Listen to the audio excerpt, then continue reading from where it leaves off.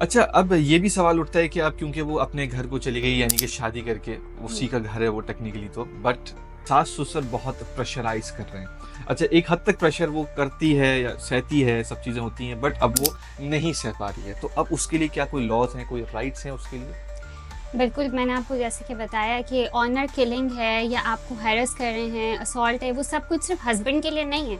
Okay, वो completely in-laws के लिए लॉ है कि आप एक लड़की को, इन-लॉज़ के लिए नहीं, सोसाइटी के लिए भी यही लॉ है ठीक कि है। एक लड़की को आप किसी भी तरह परेशान नहीं कर सकते। लेकिन एक अनफॉर्चुनेटली हम एक चीज़ देखते हैं कि एसिड अटैक्स तक हुए हैं। इसके अलावा आप एक बहुत मशहूर केस है कंदील बलोच का। बिल्कुल। आप देखें उनकी ऑनर किलिंग हुई।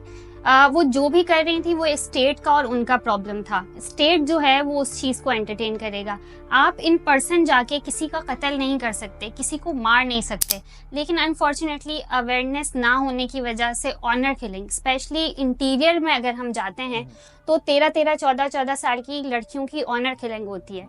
एक मसला मैं हाईलाइट करूंगी कि रिलीजन पे जो शादियां होती हैं, यानी हिंदू है, मुस्लिम है, क्रिश्चियन है, मुस्लिम है। क्रिश्चियन मुस्लिम की शादी तो वैसे अहले किताब के साथ अलाउ है, लेकिन फिर भी सोसाइटी ने उसको जो है वो इलीगल कर दिया है। अच्छा। लीगली भी अलाउ है और इस्लामिकली भी अलाउ है, लेकिन सोसाइटी ने उसको इलीगल कर दिया है। तो ऐसी लड़कियों के साथ आपको इंटीरियर में लातादाद नामालूम कब्रें मिलेंगी।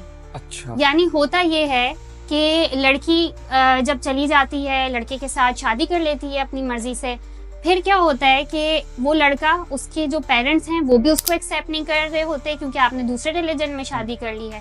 और साथ साथ आपकी जो पेरेंट फैमिली है, बायोलॉजिकल फैमिली है, वो भी आपको एक्सेप्ट नहीं कर रही होती।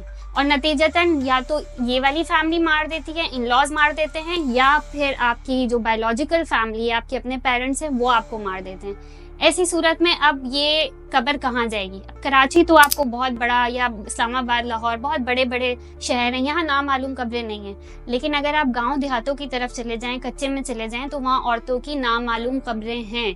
और ऐसी सूरत में सबसे बुरी चीज़ ये है कि एक औरत ही खामोश रहती है। यानी वहाँ पर जो सास है, बहू है, दिवरानी है, जेठानी है, बहन है, नंद है, ये सारी औरतें जब उस औरत पे जुल्म होता है तो खामोश रहती हैं। कल को ये कब्र नामालूम उनकी भी हो सकती है।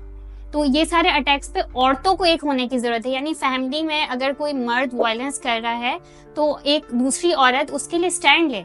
औरत जब तक दूसरी औरत के लिए स्टैंड नहीं लेगी, माशरा मजबूत नहीं बनेगा। अनफॉर्चुनेटली ये जो माएँ, बहनें, नंदे, सासे, भाभियाँ, देवरानियाँ, जेठानियाँ, ये ही इस चीज़ का पार्ट बनती है। इनफैक्ट बहुत जगहों पे किसी प्रॉब्लम को इनिशिएट करने में इन्हीं का हाथ होता है। सही बात है, बिल्कुल। ये सबसे बड़ा